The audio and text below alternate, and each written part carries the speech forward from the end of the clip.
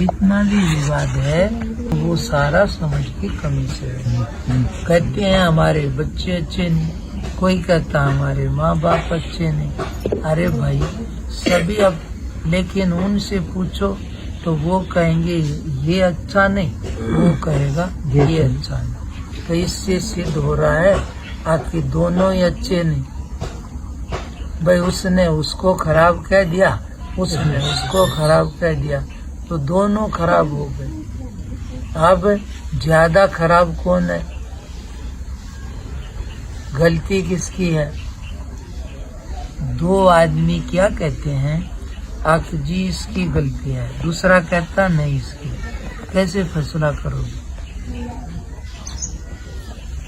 तुम्हारा बेटे में झगड़ा हो जाए, मित्र में हो जाए, घर में सास बहू में हो जाए, किसी में भी, तो कैसे पता लगाओगे गलती किसकी है? जो पहले शांत हो जाए उसी समय गलती शांत नहीं होगा। उसमें क्या है, देखो कि दोनों में परेशान कौन है, नींद किसको नहीं आ रही। जिसको नींद नहीं आ रही तो गलती उसकी है। किसके न्याय में? परमात्मा के न्याय में गलती उसकी है जो बेचैन है। और यहाँ के न्याय में कुछ भी कहो, जिसको भी कहो, यहाँ का न्याय यहाँ के लिए चलेगा। और पार होना है तो परमात्मा के न्याय को लेना। दोनों न्याय काम करेंगे, ये नहीं कि ये नहीं करेगा वो करे, सब करेंगे। लेकिन छूटना है तो परमात्मा का न्याय लेना, और नहीं छूटना तो यहाँ के न्याय से कोर्ट कचहरी करना, फिर सारी जिंदगी लगे रहो। इसलिए मैंने आपको क्या बोला कि आदमी कहीं भी विवाद होते हैं तो वो समझ की कमी से है। हमने जैसा पहले भेजा है आज आ रहा है, ये अलग बात है आखिर कौन दे रहा है। अब वो हमें खराब लग जाए या अच्छा लग जाए, पर वो देने वाला नहीं है, वो निमित्त है। कुआं निमित्त है, अपनी तरफ से देता नहीं। तो जैसा तुम भेज रहे हो वैसा लौटा, ऐसे ही यहाँ पूरा सब निमित्त है। अब इसमें विवाद क्यों है, झंझट क्यों है, तो वो समझ की कमी से। समझे? समझ आ जाए कि पहले मैंने इसको ऐसा बोला या इसका नहीं दिया, तो फिर वो खराब नहीं दिखेगा। समझे? इसलिए कहते हैं एक तो सुनना, उसमें भी क्या सुनना। अब अलग अलग चीजें हैं, क्या करना क्या नहीं करना। कोई अपनी जिसकी जैसी समझ है वैसा बोलेगा, लेकिन कौन सा ठीक है और कौन सा ठीक नहीं है, ये निर्णय कहाँ से होगा? ये निर्णय होगा शास्त्र से। यहाँ पर गलत कौन है, यहाँ पर निर्णय होते हैं विधान से। समझ में आया कि नहीं? अगर भाई इसने ऐसा किया तो भाई इसमें ये विधान है, कानून चलता है ना। ऐसे ही यहाँ परमात्मा का है, तो इसमें परमात्मा की व्यवस्था का पता शास्त्र से लगता है, और यहाँ का पता यहाँ के संविधान से चलता है। तो इसलिए दोनों चलते हैं।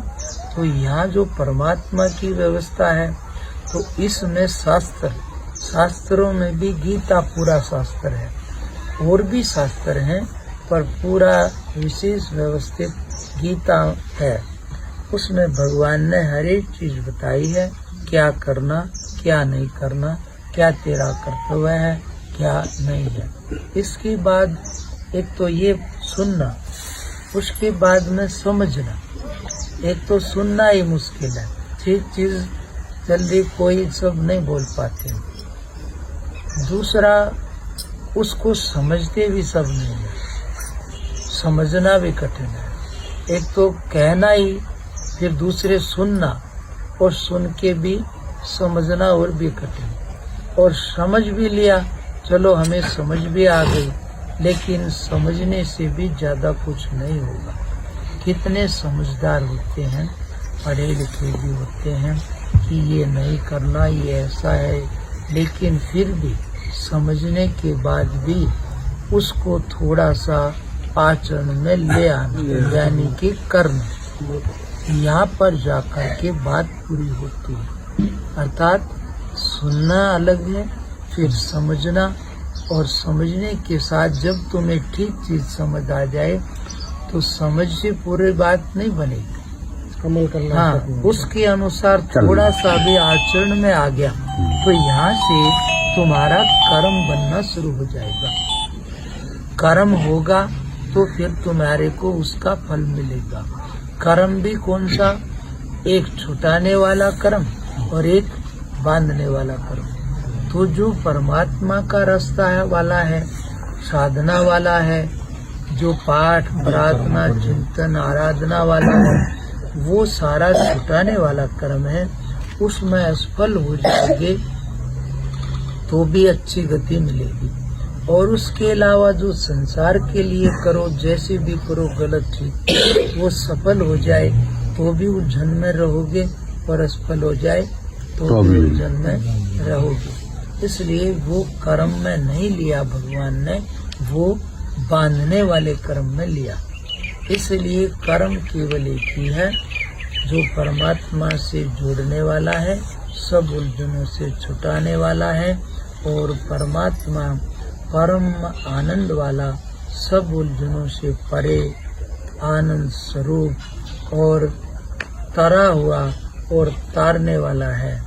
उससे संबंध करोगे तो तुम उसकी जैसी स्थिति को अनुभव करोगे, और इससे संबंध करोगे तो इसके जैसी स्थिति को अनुभव करोगे। इसमें अशांति, बंधन, चिंतन यानी कि चिंता, ये सब लगा रही। आपको बात आई समझ? इसलिए आप बोलते सत्संग की बात है। सत्संग तो दूसरी बात तो हम ज्यादातर करते ही नहीं है, सुबह से शाम यही चलता है। इसमें और भी मैंने बताया था कि इसके आगे आदमी को कोई भी समस्या है, अड़चन है, तो जो सब अड़चनों से पार है, पार कर सकता है, उसको भाव से नमस्कार करे, उसकी प्रार्थना करे, और जब लगे कि हल्का हो गया तो उस समय उसको सुने। तो इसलिए इसको लेकर के बोलेंगे कि ये उसका तरीका है। इस तरीके से धीरे धीरे तुम्हारा कर्म बनेगा। कर्म बन गया तो बुलाकर मिल जाएगा। कर्म नहीं है तो घर में आई वस्तु तुम प्रयोग नहीं कर पाओगे। हाँ, इधर रख दे, यहाँ पर रख दे। हाँ, बस बढ़िया, जाओ। सही है। अभी भी थोड़ा तो ये ज्यादा ही है, पर चलो फिर कर लेंगे। गीला है क्या ये? हाँ, गीला तो ही होता है, बनाओ। तो इसको अभी अब तो क्या सूखे? हमने इधर गीला ना है।